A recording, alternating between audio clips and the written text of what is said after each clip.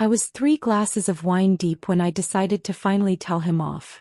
My phone sat on the coffee table, screen glowing with missed calls from Tyler. 11 of them. All in the last hour. Each one making my anxiety spike higher until I'd grabbed the wine bottle from the fridge and decided tonight was the night I stopped being afraid. 3 years. 3 years of walking on eggshells. 3 years of apologizing for things that weren't my fault. 3 years of hiding bruises and making excuses and telling myself he'd change. He worked for some important people. Made good money doing things he never quite explained.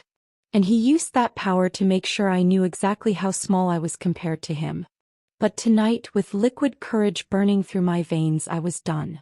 I grabbed my phone, pulled up Tyler's contact and started typing. I'm done. I'm leaving. Don't contact me again. Don't show up at my apartment. Don't threaten me. I'm done with your abuse and your threats and your controlling bullshit. Find someone else to terrorize. My finger hovered over send for maybe 3 seconds. Then I hit it. The message went through with a satisfying swoosh. I poured another glass of wine, hands shaking with adrenaline and terror and something that felt like freedom. My phone buzzed immediately. Unknown number calling. I declined it. Probably Tyler calling from a different phone. He did that sometimes when I blocked him. It buzzed again. Same unknown number. I turned off my phone completely. Felt powerful. In control. Then someone knocked on my door. My blood went cold. He wouldn't come here this fast. Tyler was across town at some meeting with his boss. He'd texted me about it earlier, said he'd be busy until midnight. I looked at the clock. 9:47 p.m. Another knock. Harder this time. Delivery, a deep voice called. Not Tyler's voice. Too calm. Too controlled. I crept to the door, looked through the peephole. A man stood in my hallway. Tall, expensive suit, dark hair styled perfectly. Not delivery uniform. Not even close. He knocked again. Miss Reeves. I need to speak with you. It's about the message you sent. Miss Reeves. How did he know my last name? I didn't order anything. I called through the door. I know. But you did send a very interesting text message approximately 4 minutes ago. To my phone. And we need to discuss it. My stomach dropped through the floor. Oh. No. I grabbed my phone, turned it back on with shaking hands, pulled up my messages. The text I'd sent to Tyler Mitchell showed up in the thread. But something was wrong. The contact photo was different. And when I looked closer at the contact details, I realized with horror that I'd somehow texted Tyler's boss instead. A contact Tyler had added to my phone months ago. In case of emergency, he'd said. My boss needs to be able to reach you if something happens to me.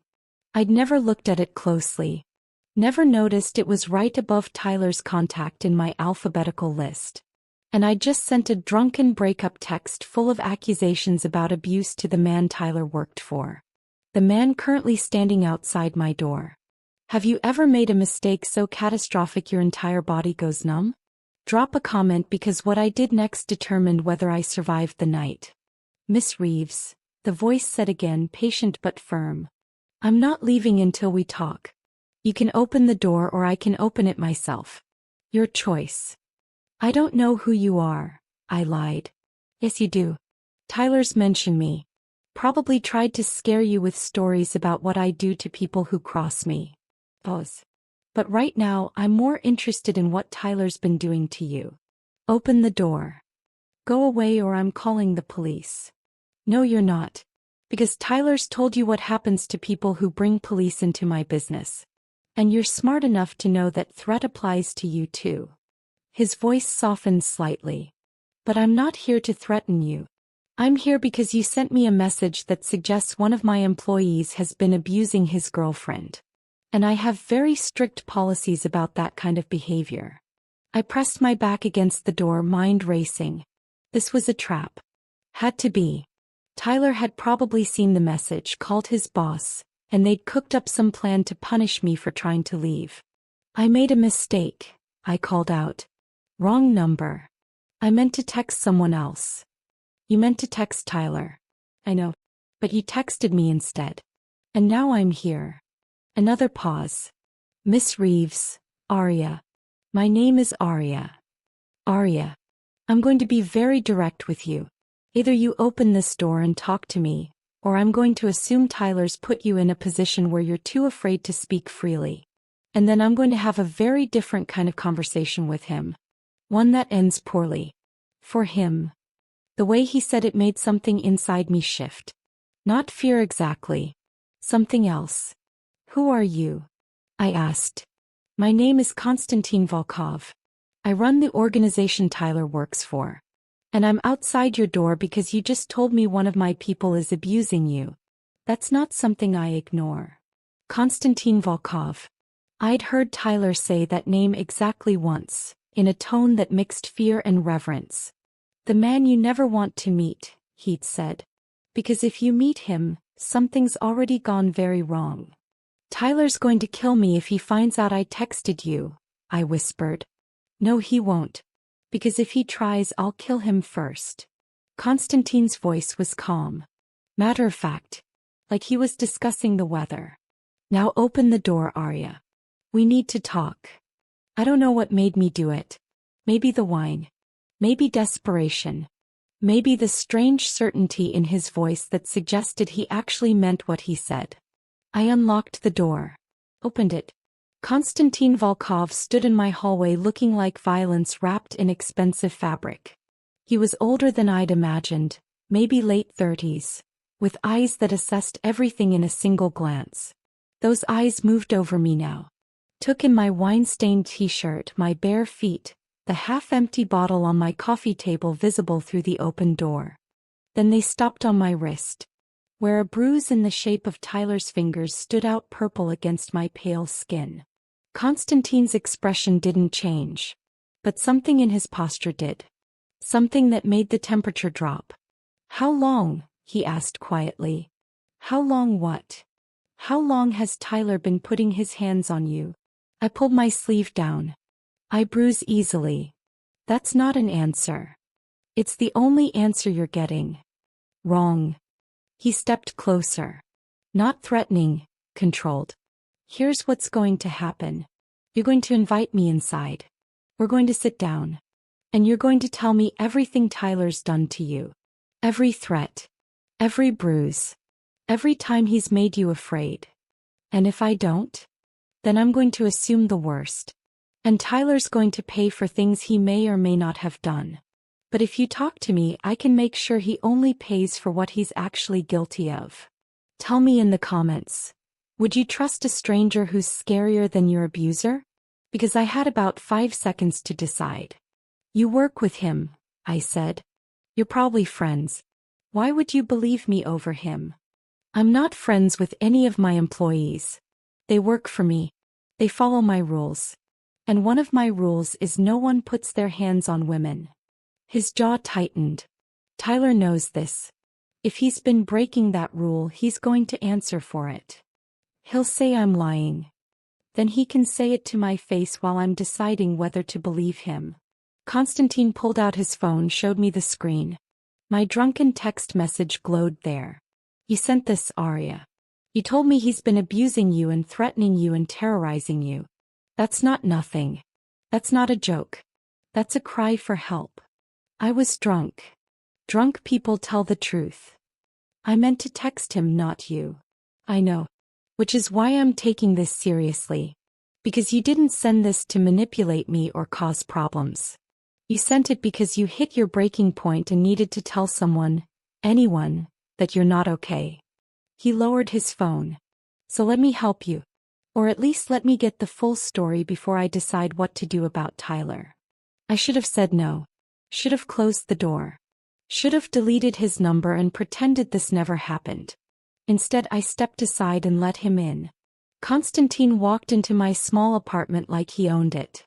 Scanned the space with professional efficiency, checking windows, doors, sightlines. Then he sat on my couch without being invited. Sit, he said, gesturing to the chair across from him. And start from the beginning. I sat. Poured myself another glass of wine with shaking hands. How much have you had? He asked, eyeing the bottle. Not enough.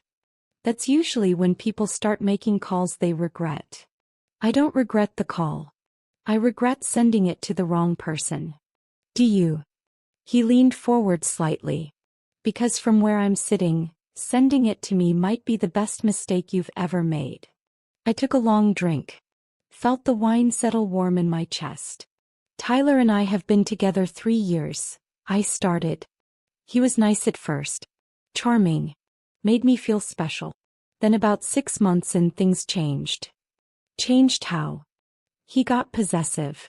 Started checking my phone. Asking where I was every minute. Who I was with. What I was wearing. I stared at my wine glass. At first I thought it was sweet. Like he cared so much he couldn't stand the thought of losing me. But it wasn't sweet. No. It was control. And when I tried to push back, he'd get angry. Not loud angry, cold angry. The kind that's worse because you can see him deciding what to do with his rage. Constantine's expression didn't change, but I saw his hands tighten on his knees. First time he hit me was a year ago, I continued. I'd gone to dinner with a coworker. Female coworker. Completely innocent. But Tyler decided I was cheating.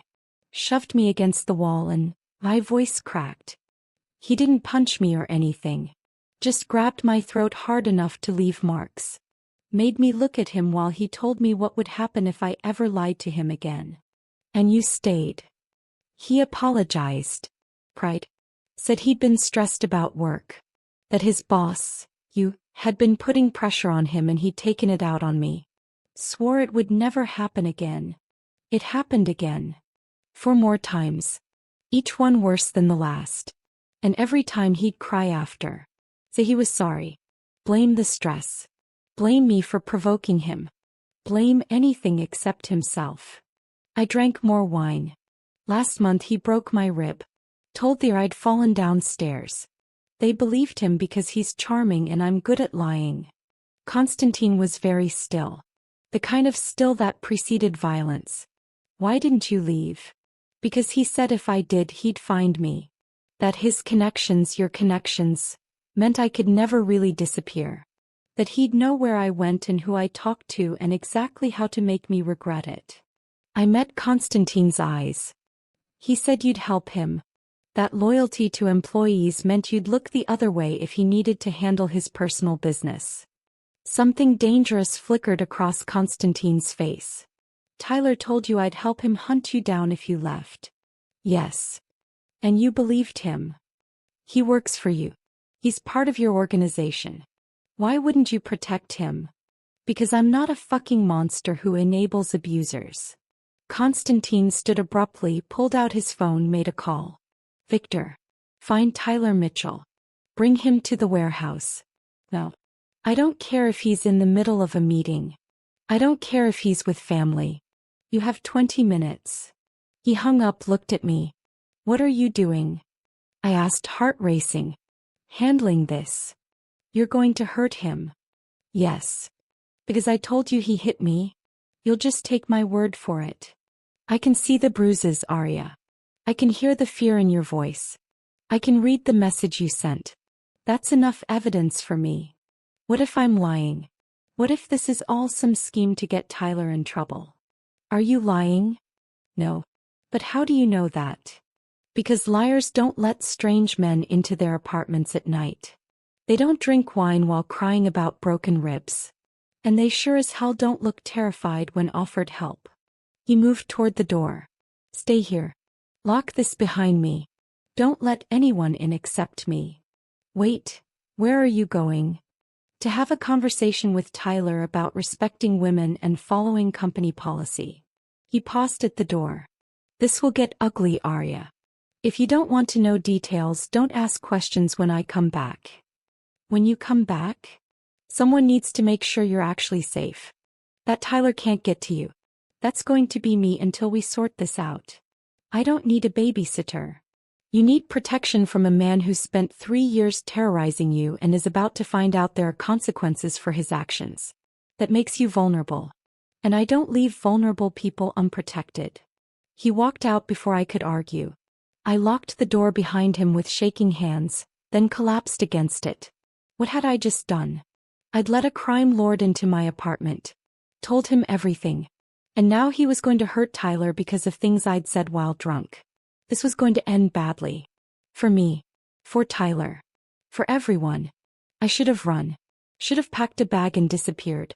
Instead, I poured another glass of wine and waited for Konstantin Volkov to come back. Because some terrible part of me wanted to know what happened when Tyler finally faced consequences. Konstantin came back 2 hours later. I'd spent that time pacing, drinking, and cycling through panic attacks. Every sound in the hallway made me jump. Every notification on my phone made my heart stop. Tyler hadn't called. Hadn't texted. That was somehow worse than if he had. When Konstantin knocked, 3 sharp raps, I almost didn't answer. "It's me," he called. "Open up." I unlocked the door with trembling hands. He looked exactly the same as when he'd left. Perfect suit. Perfect hair. Not a mark on him. But his knuckles were red. Raw. Recently used. "Is he dead?" I whispered. "No. But he wishes he was."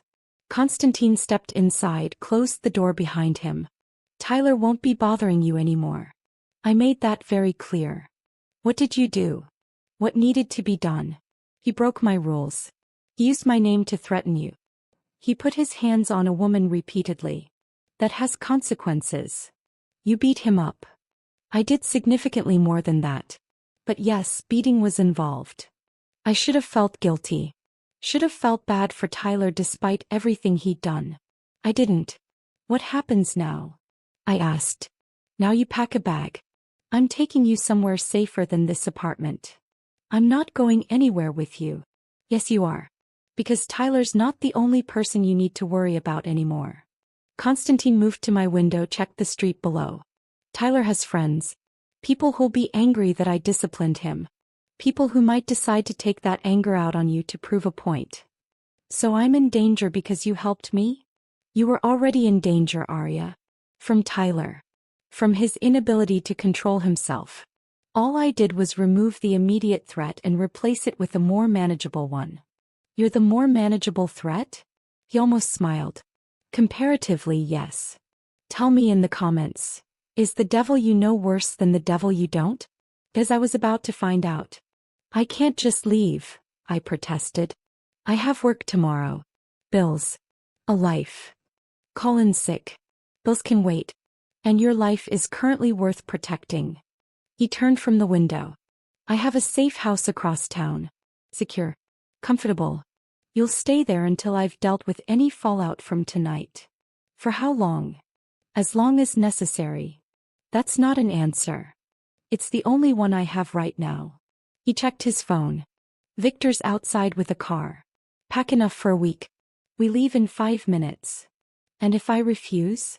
"Then you stay here alone, unprotected, hoping Tyler's friends don't decide to pay you a visit." "Your choice."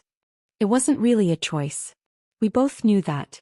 I grabbed a duffel bag, started throwing clothes into it. Toiletries. Charger. The basics you need when your life implodes. Konstantin watched from the doorway. "You did the right thing. Telling me." "Did I?" "Because it feels like I just made everything worse." "Worse for Tyler. Better for you." "That's how it should be. You don't even know me. Why do you care what happens to me?" "Because you work for one of my people. That makes you part of my responsibility." "I don't work for you. Tyler does." "You with Tyler. That's close enough." He tilted his head slightly. "And because no one deserves what he did to you. Regardless of whose girlfriend they are." I zipped the bag, slung it over my shoulder. "I'm not his girlfriend anymore." "Good. That makes this simpler." We left my apartment. I didn't look back. Couldn't afford to think about what I was leaving behind or what I was walking toward. A black SUV waited at the curb. Tinted windows. Engine running. The kind of vehicle that screamed, "Don't ask questions." A man I assumed was Victor stood by the passenger door. Big, bald face like a brick wall. He nodded at Konstantin, opened the back door for me. I climbed in. Konstantin slid in beside me. "Drive," he told Victor. We pulled away from my building. I watched it disappear in the side mirror, wondering if I'd ever come back. Where are we going? I asked. Northeast District. Quiet neighborhood. Nothing that'll draw attention. Is Tyler really not going to come after me? He'd be stupid to try. But stupid is relative. Constantine looked at his phone, typed something. I'm having someone watch your apartment. If he shows up, I'll know. And then what? Then I have another conversation with him. One he won't walk away from. The casual way he said it made my stomach turn. You talk about killing people like it's nothing. It's not nothing. But it's not everything either. It's just business. Beating up your employee because he hit his girlfriend is business? Maintaining discipline and standards within my organization is absolutely business. Tyler made me look bad. He used my name as a threat. He made you think I'd hunt you down if you tried to leave him. That's branding I don't tolerate. So this isn't about me. It's about your reputation. It's about both. He turned to face me. You deserved help whether it affected my reputation or not. But the fact that it does affect my reputation means I'm highly motivated to handle this thoroughly. We drove in silence for a while. City lights blurred past the windows. Can I ask you something? I said finally. Go ahead. Why did you answer my text? Most people would have just ignored a drunk message from a wrong number. Most people aren't responsible for hundreds of employees and their behavior. When I got your message, I recognized Tyler's name immediately. Knew he was one of mine. That made your message my problem. Lucky me. Maybe. Or maybe you're the first person smart enough to reach out to Tyler's boss instead of trying to handle him alone. I didn't reach out. I made a mistake. Best mistake of your life. He showed me his phone. My original message still displayed. He said Tyler threatened you. That he controlled you. That you were done being terrorized. That's not a drunk ramble, Arya. That's a cry for help from someone who's been drowning. I looked away, throat tight. I just wanted it to stop. It has stopped. Tyler's done terrorizing you. I made sure of that. By terrorizing him?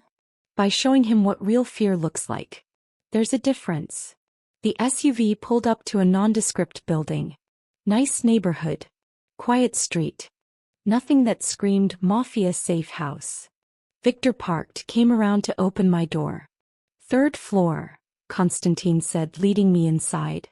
Apartments furnished. Stock kitchen. Security system on all entries. We took the elevator up. He unlocked a door at the end of the hall, gestured me inside. The apartment was nicer than mine. Cleaner. More expensive furniture. Floor-to-ceiling windows with city views. Make yourself comfortable, Constantine said. I'll be staying across the hall.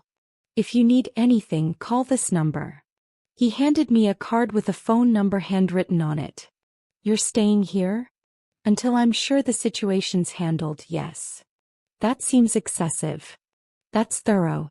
There's a difference. He moved toward the door. Get some sleep. Tomorrow we'll figure out next steps. What next steps? Getting you back to your normal life. But safely.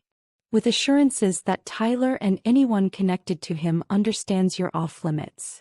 How do you give those assurances? Very clearly. And with consequences for anyone who doesn't listen. He paused at the door. You're safe here, Arya. I promise. Then he was gone. I stood in the empty apartment, duffel bag still on my shoulder, trying to process the last 3 hours. I'd drunk texted the wrong person. A crime lord had shown up at my door. He'd beaten up my abusive boyfriend. And now I was in a safe house being protected by a man whose business card probably listed violence under skills. This was insane. But I was also safer than I'd been in 3 years. And that was worth the insanity. I dropped my bag, collapsed on the couch, and finally let myself cry. Not from fear or pain or regret. From relief. Because for the first time in 3 years Tyler couldn't touch me. And Konstantin Volkov had made sure of it. I woke up on the couch at 6 a.m. disoriented and achy. Took me a full minute to remember where I was and why. Safe house. Konstantin. Tyler's bloody knuckles. Right. My phone had died sometime during the night. I plugged it in, watched it power up, and immediately regretted it. 43 text messages. 17 missed calls. All from Tyler. My hands shook as I scrolled through them.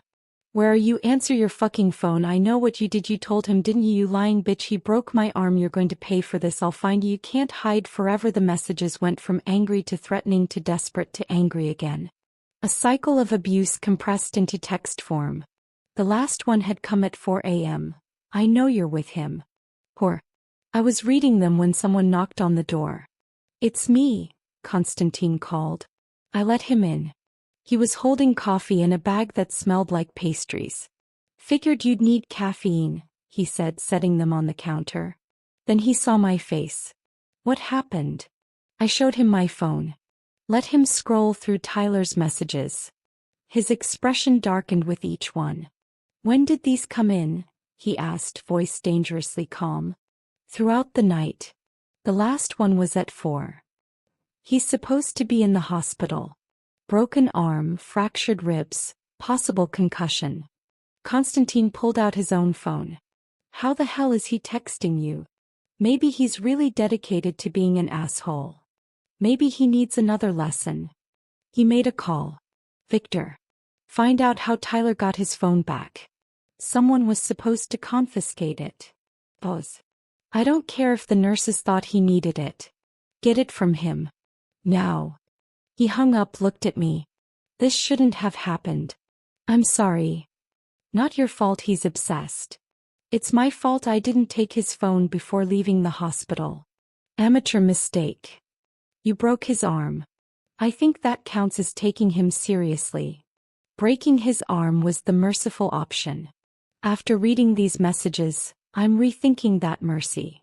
Subscribe now, because what Constantine did next showed me exactly what kind of man I was dealing with, and whether I should be more afraid of him than Tyler. He forwarded Tyler's messages to himself, then blocked Tyler's number on my phone. He'll just call from another number, I said. Then we'll block those too. And eventually he'll run out of phones, or I'll run out of patience. One of those things will happen first. You can't control everything. Watch me. He handed me a coffee. Drink. Then we're going shopping. Shopping. You packed for a week. This might take longer. You need more clothes, toiletries, whatever makes you comfortable. I can't afford. I'm paying. Consider it workplace compensation for dating an employee who violated company policy. That's not how workplace compensation works. It is in my organization. He sat across from me. Arya, let me be very clear. Tyler hurt you while working for me. Used my reputation to threaten you. Made you afraid in ways that reflect poorly on my business. That means I owe you compensation for damages. Shopping is the least I can do. The least you can do is let me go home. Can't do that yet. Victor's checking your apartment for bugs, cameras, anything Tyler might have planted. He was possessive enough to track your phone. I'm assuming he tracked other things too. My stomach dropped. You think he put cameras in my apartment? I think obsessive abusers don't stop at phone checking. They escalate. And Tyler had access to surveillance equipment through his work. The thought of Tyler watching me through hidden cameras made my skin crawl. How long have you known him? I asked. How long has he worked for you? 2 years. He started in low-level distribution. Worked his way up to logistics coordination. Good at his job. Never gave me reason to question his character. Because he hid it well. Or because I wasn't looking hard enough. Constantine's jaw tightened. I run background checks on everyone I hire. Criminal history, financial issues, past employment. But I don't check for domestic abuse accusations because those rarely show up in official records. Women don't report. Men don't get charged. The system fails and I miss red flags. You can't catch everything. I should have caught this. You've been with him 3 years. Someone should have noticed. Should have said something. People did notice. They just didn't care. Who? Tyler's friends. His coworkers. Everyone who saw the bruises and looked the other way because it wasn't their problem. Names, Constantine said. I want names. Why? Because people who enable abuse are as guilty as abusers. And they work for me. That's a problem I'm going to fix. I gave him 3 names. Guys Tyler hung out with. Guys who'd seen me with black eyes and made jokes about me being clumsy. Constantine wrote them down. They'll be handled. Handled how? Fired at minimum. Depending on what they knew and didn't report, possibly worse. You're going to hurt people because they didn't stop Tyler from hurting me? I'm going to enforce a standard that says looking the other way at abuse is unacceptable. Yes. He finished his coffee. My organization has rules. One of them is you don't hit women. Another is you report violations when you see them. Tyler broke the first rule. His friends broke the second. Everyone pays. That seems extreme. Letting it slide seems negligent. I prefer extreme. We finished breakfast in tense silence. Then Victor called. Constantine answered on speaker. What did you find? 3 cameras. 1 in her bedroom. 1 in the bathroom. 1 in the living room. All wireless, feeding to Tyler's phone. My hands started shaking. He was watching me. In my bedroom. In my bathroom. For how long?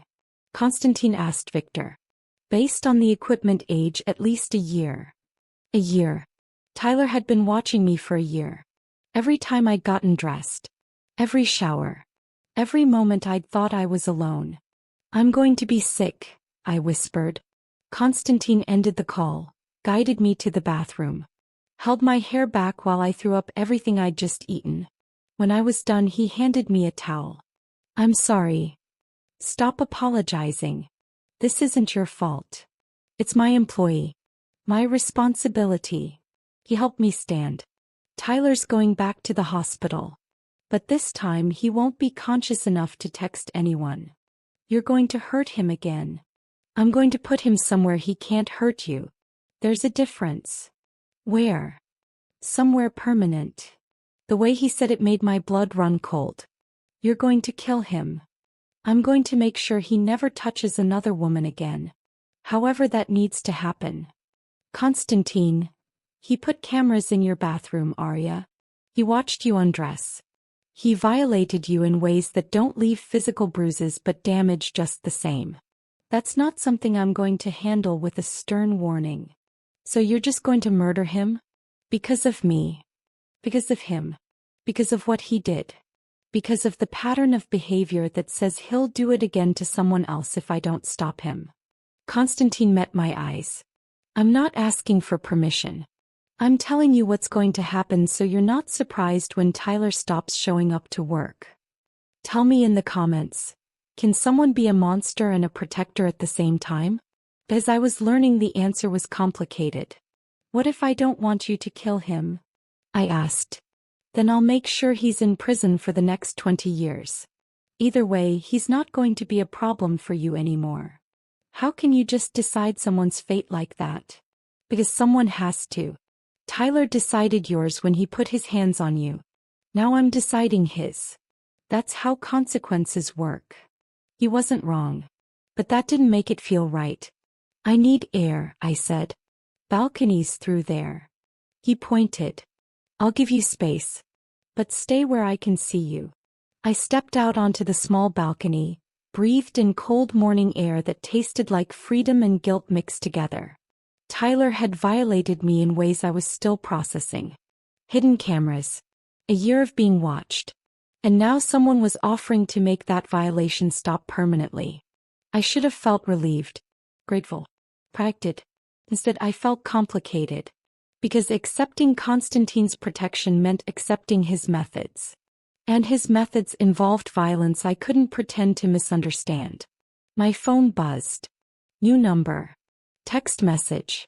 You think he can protect you forever? I know where you are. I know who you're with. And when he gets bored of playing hero, I'll be waiting. Tyler. New phone. Same threats. I showed Constantine the message. He read it once. Then called Victor again. Hospital's compromised. Move Tyler to the warehouse. Keep him sedated. I'll deal with him tonight. Deal with him how? I asked when he hung up. However I decide when I'm looking at him. Might be prison. Might be worse. Depends on how many more threats he sends between now and then. This is insane. This is necessary. He took my phone, blocked the new number. How many phones does this asshole have? How should I know? Fair point. He sighed. New plan. We're getting you a new phone. New number. Nothing Tyler has access to. And we're tightening security until he's handled. Tightening how? I'm moving into this apartment. With you. Until Tyler's neutralized. Absolutely not. It wasn't a question. He moved back inside, started making calls. You need 24-hour protection. I'm the only person I trust to provide it. You can't just move in with me. Watch me. And that's how I ended up with a mafia boss as a roommate. Constantine wasn't joking about moving in. By noon he had a bag packed and stationed in the second bedroom. By evening he'd had food delivered and restocked the entire kitchen. By midnight he was sitting on the couch doing work on his laptop like this was completely normal. I tried to sleep in the master bedroom but kept waking up, convinced Tyler had somehow gotten in. At 2 a.m. I gave up and went to the kitchen for water. Constantine was still awake, now reading something on his phone. Can't sleep? He asked without looking up. Every noise sounds like someone breaking in. No one's breaking in. I have motion sensors on every entry point. If a mouse tried to get in here, I'd know about it. That's excessive. That's careful. He set down his phone. Sit. Tell me what's actually keeping you awake. I sat across from him, wrapped in a blanket I'd grabbed from the couch. I keep thinking about the cameras, wondering what he saw, what he recorded, if he showed anyone. Victor's running digital forensics on Tyler's devices. If there are recordings, we'll find them and destroy them. And if he uploaded them somewhere, cloud storage, sent them to friends, then we find those too and eliminate them. I have people who specialize in making digital evidence disappear. This is my life now. Worrying about revenge porn and hidden cameras and whether my ex-boyfriend is going to kill me. No. This is your life temporarily while I handle the Tyler problem. Then you go back to normal. Or as close to normal as possible. How long is temporarily? 72 hours. Maybe less. And then what? Then Tyler's either in federal custody or he's not anyone's problem anymore. Constantine leaned forward. I know this isn't what you signed up for when you sent that text. But it's where we are. So we work with it until it's resolved. You keep saying we like I have any choice in this. You don't. Not really. Not if you want to stay alive and free from Tyler's harassment. But I'm trying to make it as comfortable as possible given the circumstances. Comfortable would be my own apartment without a criminal bodyguard. Comfortable would be you dead in that apartment because Tyler got there first. I'm offering you alive and inconvenienced. Take it. He wasn't wrong. As much as I hated the situation, I hated the alternative more. Can I ask you something personal? I said. You can ask. I might not answer. Why do you care so much? About me specifically. You barely know me. Constantine was quiet for a moment. You want the honest answer or the one that makes me sound less damaged? Honest. My sister was in a relationship like yours once. Boyfriend who hit her. Made her feel small. Controlled everything about her life. She tried to leave multiple times. He always found her. He stared at his hands. One day he found her in a parking garage. Beat her so badly she was in a coma for 3 weeks. Oh God. I'm so sorry. She survived. Barely. Took her 2 years to recover fully. And the whole time I kept thinking, if she'd just told me sooner. If I'd noticed. If I'd been paying attention instead of building my business. Maybe I could have stopped it. It wasn't your fault. Wasn't it? I had resources. Connections. Ability to make problems disappear. And I missed all the signs that my own sister was being abused. His jaw clenched. So when you sent that text, when I saw what Tyler had been doing, I had a choice. Be the same oblivious brother who failed to protect his sister. Or be someone who actually steps in when they have the chance. So I'm your redemption project. You're someone who needs help. And I'm someone who can provide it. That's all this is. But it wasn't all this was. I could see that in the way he looked at me. Like I was simultaneously a responsibility and something more. Tell me in the comments. Can protection become something else without either person meaning it to? As I was starting to wonder. Your sister, I said carefully. What happened to her boyfriend? He disappeared. Very thoroughly. Very permanently. You killed him. I made sure he never hurt anyone again. The method is less important than the outcome. That's a yes. That's a statement of fact. He stood, moved to the window. I'm not a good man, Arya. I do terrible things for money and power and because the organization demands it. But I have rules. Lines I don't cross. And hurting women is one of them. So you hurt the men who hurt women instead. Yes. That makes you a vigilante with a criminal enterprise. That makes me pragmatic. Police don't stop men like Tyler. Courts don't punish them adequately. Someone has to. And you've appointed yourself that someone. Someone has to. He looked at me directly. Would you rather I didn't? Rather I looked the other way while Tyler kept threatening you? Kept watching you through hidden cameras? Kept making you afraid to exist in your own home? No. But I'd rather the solution didn't involve murder. Then tell me what solution you want. Because from where I'm standing, Tyler doesn't respond to reason.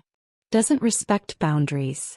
Doesn't understand consequences until they're physically enforced. So either I enforce them permanently or he comes back worse. Your choice. I didn't have an answer. Because he was right. Tyler wouldn't stop. He'd proven that with his texts, his cameras, his years of escalating abuse. 72 hours, I said finally. You said you'd have this handled in 72 hours. I will. And then I can go back to my life? A safer version of it, yes. Hey. Do what you need to do. I don't want details. I don't want to know how or where or what happens to Tyler. I just want to not be afraid anymore. That I can give you. He went back to his laptop. I went back to the bedroom. This time I actually slept. When I woke up 8 hours later, sun streaming through windows, I heard voices in the living room. Constantine was talking to someone. A woman. I pulled on clothes. Came out to find a stylish woman in her 30s sitting on the couch. Arya, Constantine said. This is my sister Svetlana. She wanted to meet you. Svetlana stood, smiled warmly. The famous drunk texter. I've heard so much about you. All bad, I'm sure.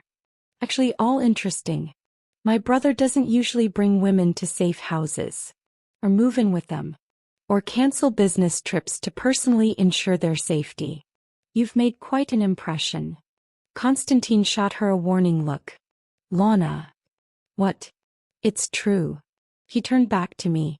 I also wanted to thank you for letting my brother play hero. He's been insufferable lately, feeling guilty about not protecting me better when I needed it. You're giving him a second chance at that. I'm not a therapy project, I said. Of course not. You're a person in danger who my brother happens to care about protecting. There's a difference. She smiled knowingly. A subtle one. But still. Lana, don't you have somewhere to be? Constantine asked pointedly. I do. But I wanted to meet Arya first. Make sure she's real and not some elaborate excuse you've invented to avoid work. Svetlana grabbed her purse. It was lovely meeting you.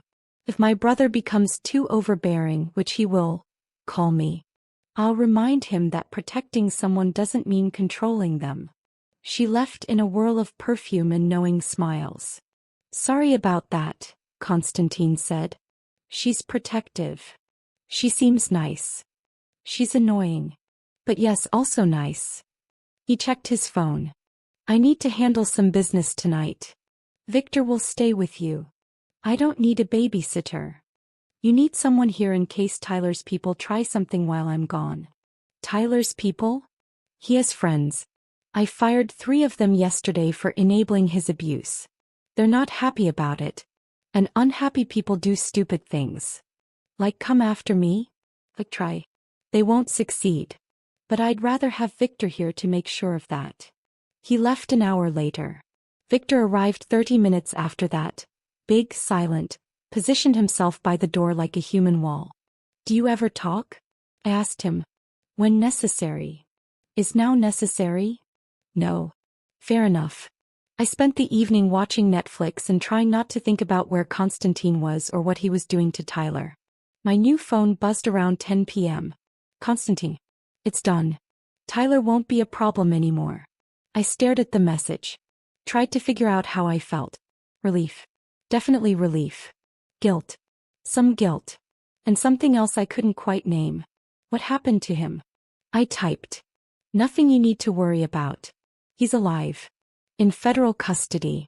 20-year minimum sentence for distribution charges and evidence of domestic violence that I made sure the prosecutors received. So not dead. Prison instead. Thank you, I sent back. Don't thank me yet. We still need to handle your apartment and get you back to normal life. But the immediate danger is resolved. When can I go home? Few more days. I want to make sure there's no retaliation from Tyler's associates. And then you're free. Back to your life. Back to normal. Like this never happened. But it did happen. And I wasn't sure normal existed anymore. Not when I'd spent 4 days living with a man who'd upended my entire understanding of protection and danger and the blurry line between them. 3 days later, Constantine cleared my apartment. Victor had swept it for remaining surveillance equipment, changed the locks, and installed a new security system that would make Fort Knox jealous. You're good to go home, Constantine told me over breakfast. Whenever you're ready. Just like that. Tyler's in federal custody. His friends have been handled. Your apartment is secure. You're as safe as I can make you without keeping you locked in a safe house forever. So this is over. The immediate crisis is over, yes. I should have been relieved. Should have been eager to reclaim my space and independence. That I felt strange. Like something was ending that I hadn't been ready to end. What if I'm not ready to go back yet? I asked. Constantine looked up from his coffee. Why wouldn't you be ready? Because I've spent 3 years walking on eggshells in that apartment. It doesn't feel like mine anymore. It feels like Tyler's territory that I happen to live in. Then we make it yours again. New furniture if you want. Paint the walls. Whatever helps you reclaim it. Or I could just find a new place. That's also an option. I can have my real estate people. I don't need your real estate people. I can find my own apartment. I know you can. I'm offering to help make it easier. Why? Why do you keep helping me? Tyler's handled. The threat is over. You've done your job. You can go back to your life and forget I exist. Is that what you want?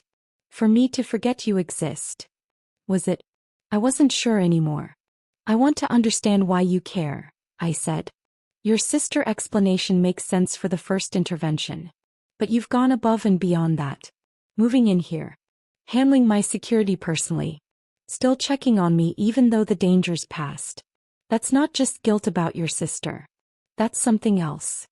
Constantine set down his coffee. You're right. It is something else. Which is? Complicated. Try me. He was quiet for a long moment.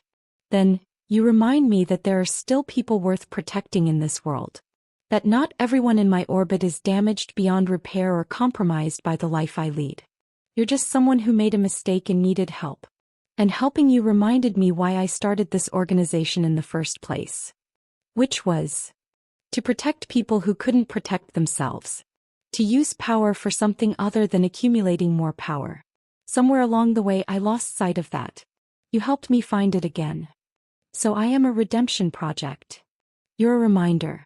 There's a difference. Would you stay in a dangerous man's orbit just because he made you feel safe? Drop a comment because I was about to make a choice that would change everything. What if I don't want this to be over? I asked quietly. What do you mean? I mean, you've become the first person in 3 years who's made me feel safe. Who's listened when I talked. Who's taken my fear seriously instead of dismissing it. And the thought of going back to my life without that feels... I stopped, unsure how to finish. Lonely. Constantine supplied. Yeah. Lonely. Arya. He moved around the table, sat beside me. I'm not a good person to depend on for emotional safety. My life is violent. Dangerous. The people I associate with are criminals and worse. Getting close to me means accepting all of that. I know. And you're still sitting here telling me you don't want this to end? I'm still sitting here saying I feel safer with you than I have in years. Even knowing what you are. Even understanding the danger. That counts for something. It counts for you being traumatized and confusing protection with connection. Or it counts for me recognizing when someone genuinely cares whether I live or die. Tyler never cared. He only cared about owning me. You've never tried to own me. You've just tried to keep me alive. That's a low bar. It's higher than you think. Constantine studied me with those assessing eyes. If you stay in my orbit, if we keep seeing each other after this ends, you understand what that means? The risks involved. The scrutiny you'll face. I understand Tyler's in federal prison because of you. That I'm alive and unharmed because of you. That my apartment is secure because of you. I understand enough. That's not the same as understanding how my enemies might use you against me if they figure out you matter to me. Do I matter to you? You shouldn't. That's not an answer. Yes, he said finally. You matter to me. More than you should after 4 days. More than is probably wise given the circumstances. But yes. I kissed him before I could overthink it. He kissed back like he'd been waiting for permission. When we broke apart, he rested his forehead against mine. This is a terrible idea. Probably. You're going to regret this when reality sets in. Maybe. Or maybe this is the first good decision I've made in 3 years. Dating your ex-boyfriend's boss is a good decision? Dating the man who saved my life is. The rest is just details. He smiled. Actually smiled. You're either very brave or very crazy. Probably both. Definitely both. He kissed me again, slower this time. Hey, we'll try this. But carefully. With precautions. And if at any point you want out, if this becomes too much, you tell me. No guilt. No consequences. You just walk away. Deal. And you still need to move back to your apartment. Living in a safe house isn't sustainable long term. I know. But maybe I can keep visiting this one. When I need to feel safe. Or I could visit yours.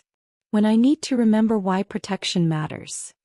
We stayed on the couch for a while, neither of us ready to acknowledge that normal life was about to resume. When Victor knocked on the door an hour later with news about my apartment being ready, I realized I had a choice to make.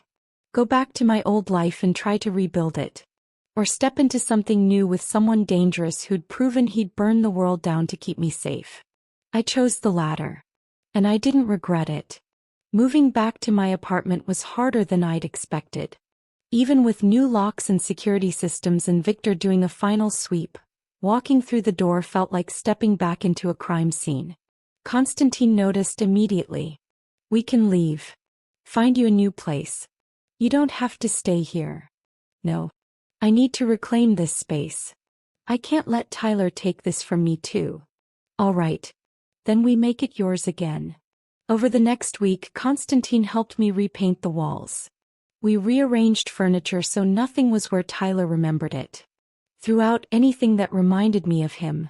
Sheets, towels, even dishes we'd bought together. By the end, the apartment looked completely different. Felt different.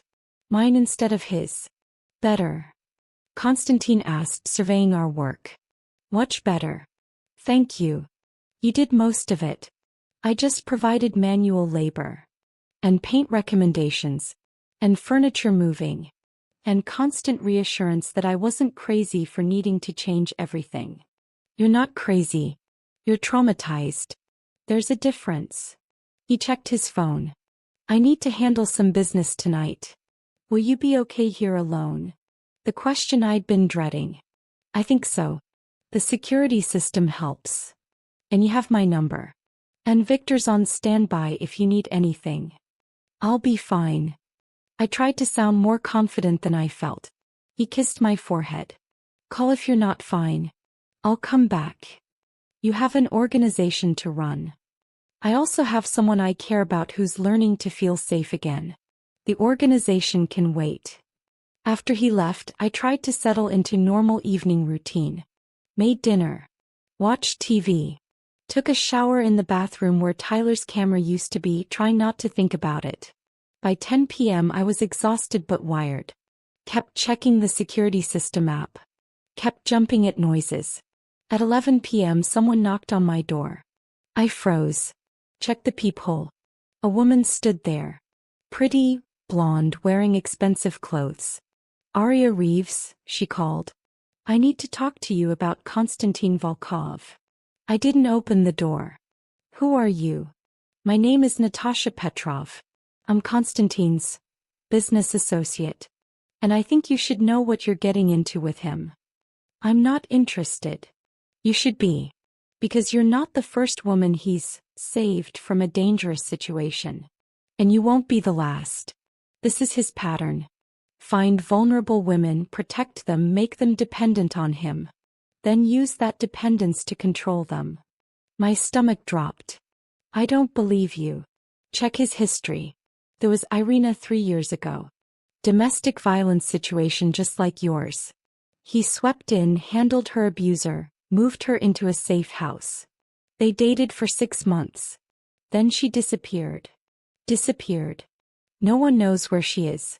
Konstantin says she relocated for her safety. But no one's heard from her since. That doesn't mean. And before that was Oksana. Same story. Abusive boyfriend, Konstantin's intervention, 6 months of dating, then gone. Relocated, he says. But I think he got bored with playing savior and disposed of them when they became inconvenient.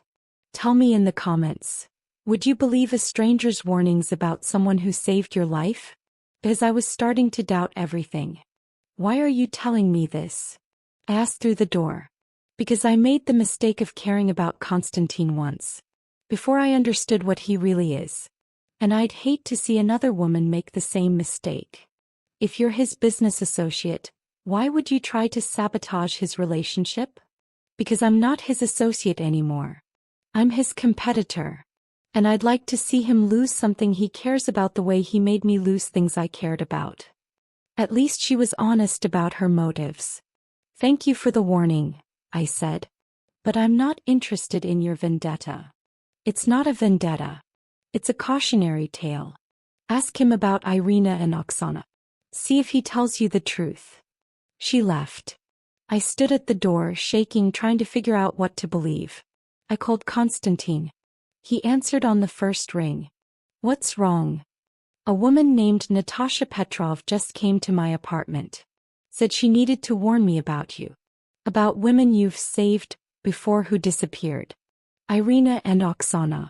Are those real people? Silence on the line. Konstantin. Yes. They're real. But not in the way Natasha made it sound. Then explain it to me.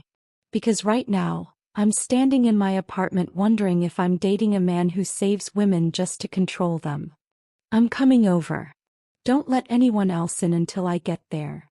He arrived 20 minutes later looking tense. Natasha Petrov is my ex-partner, he said immediately. We ran the organization together for 5 years. Then she decided she wanted to expand into human trafficking. I refused. We split.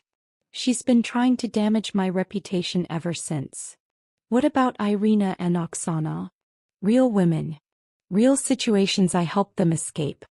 Irina relocated to Canada under a new identity because her ex-husband was connected to Russian intelligence.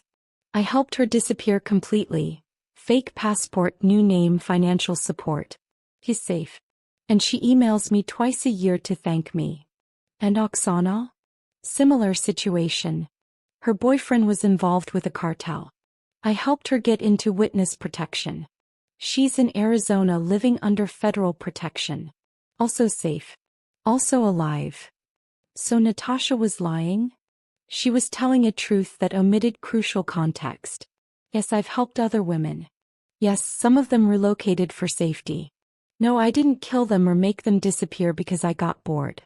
I helped them start new lives away from danger.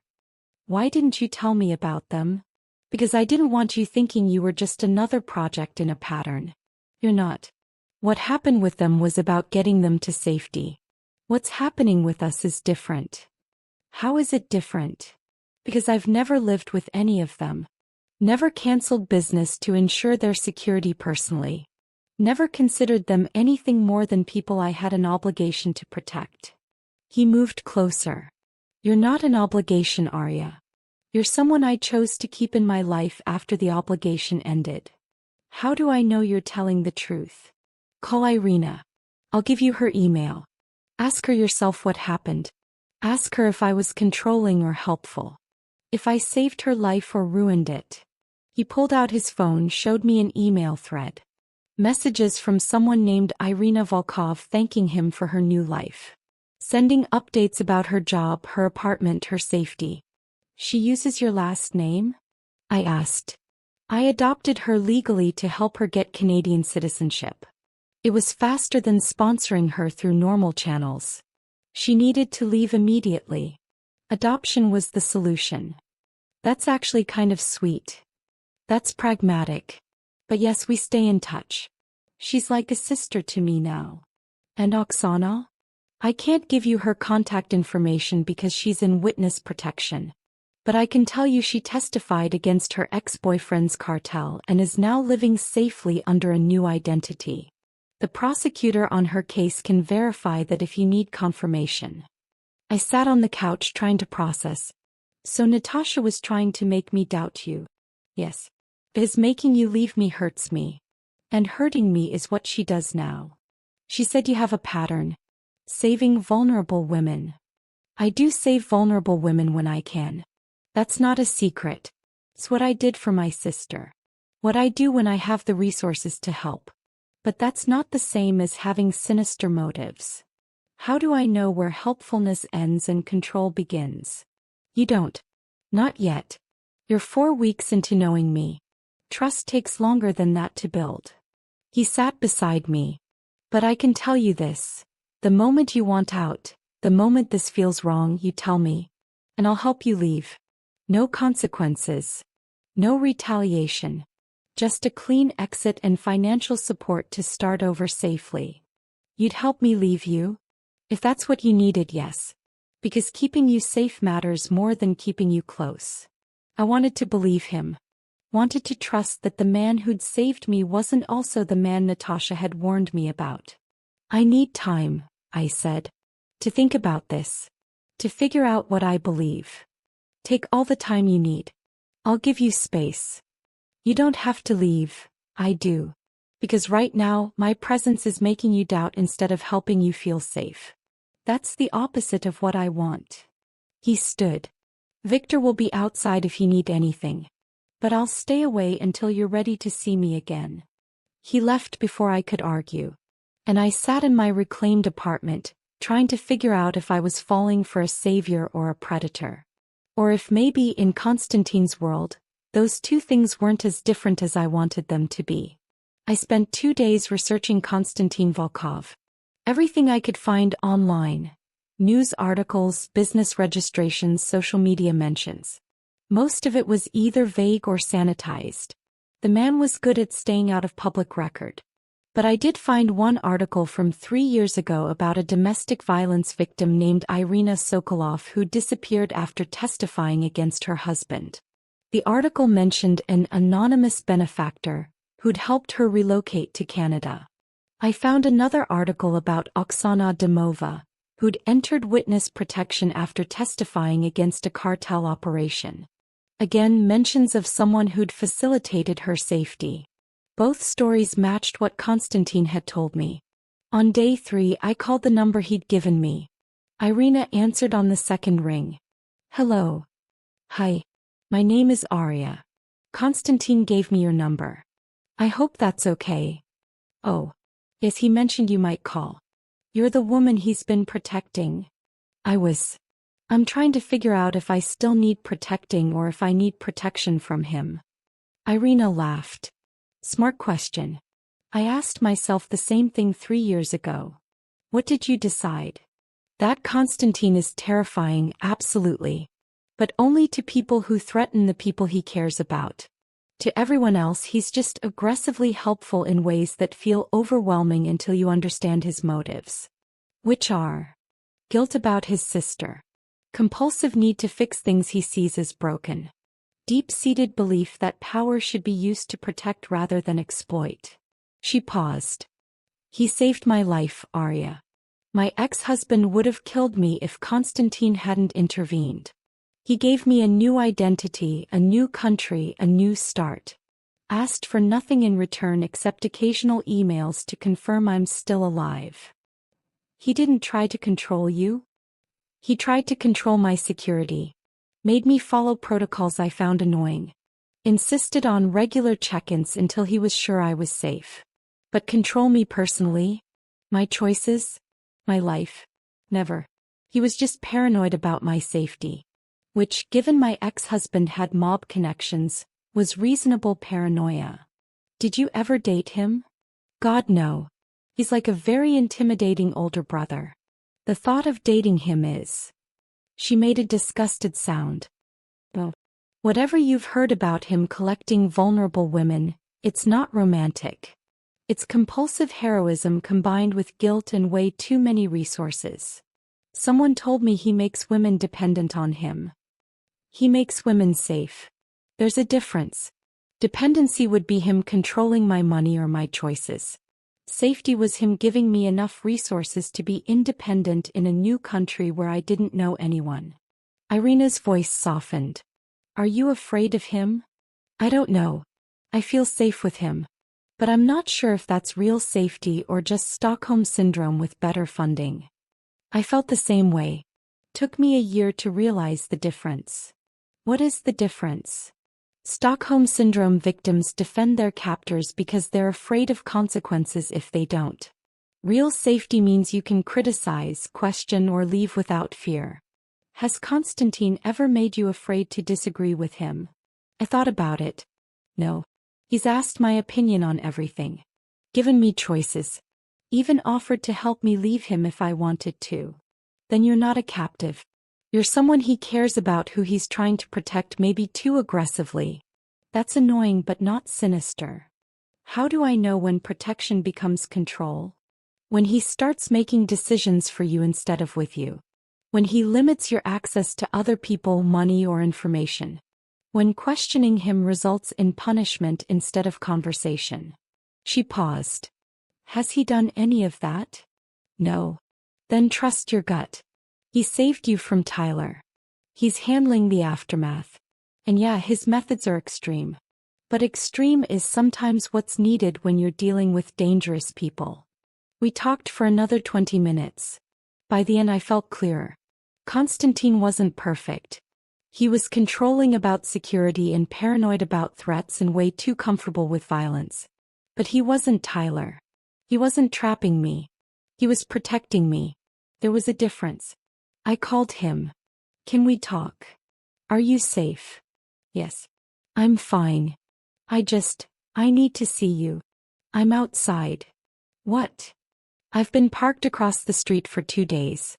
Victor's been in the lobby. I said I'd give you space, not leave you unprotected. I looked out my window. Sure enough, a black SUV sat at the curb. You've been there the whole time? Since I left. Yes. That's creepy. That's thorough. There's a difference. I couldn't help smiling. Come up. You sure? Yes. 5 minutes later he was at my door. Looking tired but relieved. I talked to Irina, I said. And I did research. And I spent 2 days trying to figure out if you're a savior or a predator. What did you decide? That you're an overprotective control freak with heroic tendencies and too many resources. That's fair. But you're also the first person in 3 years who's made me feel like I matter. Who's taken my fear seriously. Who's actually done something about the threats instead of just offering thoughts and prayers. So So I'm choosing to trust you. Even though it's scary. Even though I don't fully understand your world. Even though Natasha tried to poison me against you. I stepped closer. I'm choosing you. He pulled me into a hug that felt like finally exhaling after holding your breath too long. I won't let you regret it, he promised. You better not. Because if this goes wrong, I drunk texted a mafia boss for nothing. He laughed. Actually laughed. Best drunk text I've ever received. Worst mistake that turned into the best decision, I corrected. I'll take it. We stood in my doorway, two people from completely different worlds who'd found something unexpected in chaos and danger and accidental text messages. So what now? I asked. Now we figure out what normal looks like when one person is a kindergarten teacher and the other runs a criminal organization. I'm not a kindergarten teacher. I'm a graphic designer. Close enough. Point is, we come from very different places. We're going to have to navigate that. Can we? I don't know. But I'm willing to try if you are. I am. He kissed me. Soft and careful and full of promise. When we broke apart, he rested his forehead against mine. Ground rules. You tell me when I'm being too controlling. I tell you when something in my work might affect your safety. We communicate instead of assuming. Deal. Deal. And you keep your new phone number. The security system stays. Victor stays on call. Non-negotiable. That's not ground rules. That's you being overprotective already. I'm aware. But I'd rather be overprotective and have you alive than reasonable and attending your funeral. That's dark. That's realistic in my world. Which you're now part of whether we like it or not. I'd spent 3 years trapped in a relationship defined by fear. And now I was choosing to enter another relationship with someone dangerous. But the fear was different this time. Constantine wasn't the threat. He was protection from threats. And maybe that was enough. 6 months later, I'd learned several important things about dating a crime lord. 1. His version of dinner reservations meant entire restaurants cleared for privacy. 2. His idea of appropriate birthday gifts involved jewelry that required insurance policies. 3. His enemies occasionally tried to use me as leverage, which is why I now had a permanent security detail that pretended to be distant acquaintances. 4. Despite everything, he'd never once made me feel trapped. Controlled about safety? Yes. But trapped? Never. And 5.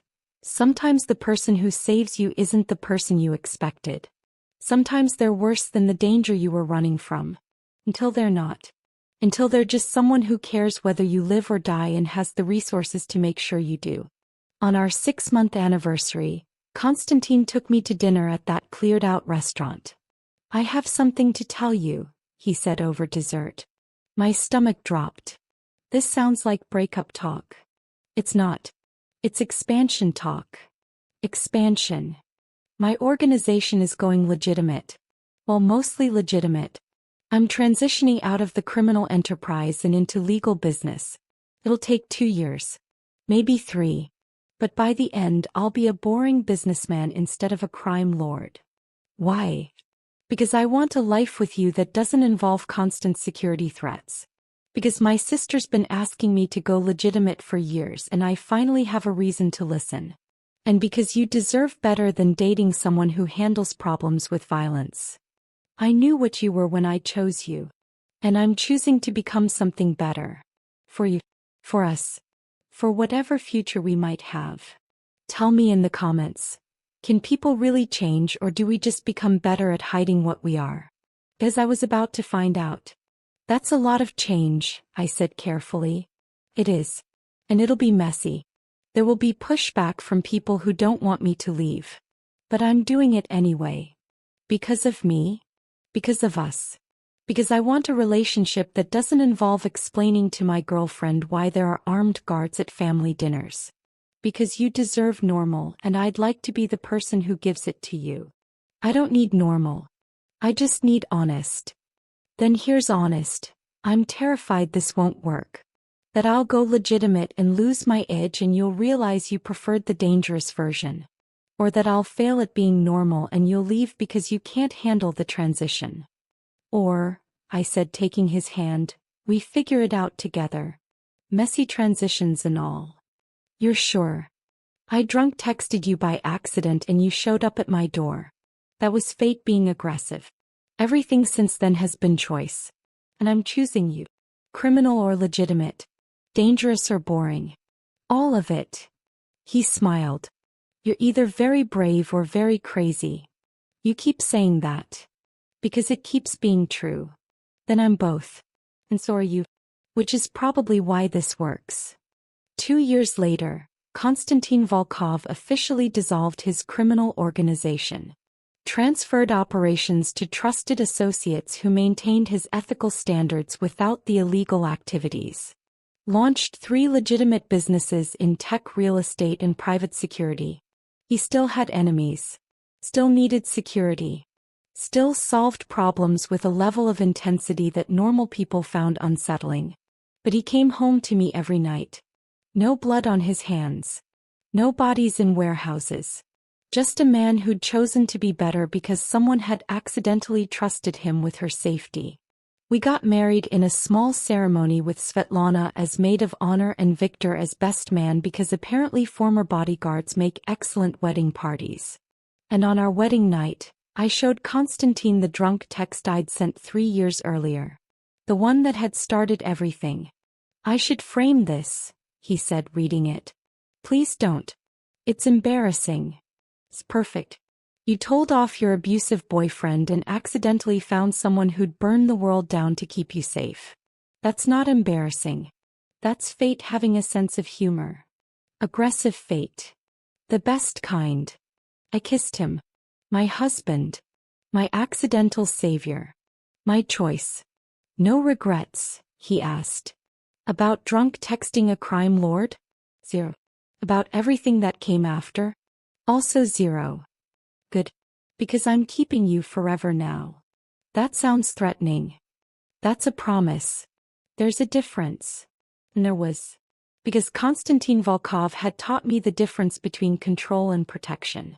Between fear and safety. Between the man who hurt you and the man who'd die before letting anyone hurt you again. It had started with a mistake. A wrong number, a drunk text, a moment of desperation. It had turned into a choice. To trust, to love, to build something real from chaos. And 3 years later, standing in our bedroom reading that original text message, I was grateful for every terrifying, beautiful, complicated moment that had brought us here. Tell me in the comments, do you believe in fate, choice, or both? Because my answer is both. Fate brought us together through an accidental text.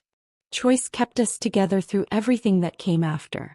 Subscribe before the next story finds you. Because sometimes the best things in life start with mistakes that turn into miracles. And some miracles are worth every terrifying moment it took to find them. Sometimes the person who saves you is scarier than the danger you're running from. Until they're not.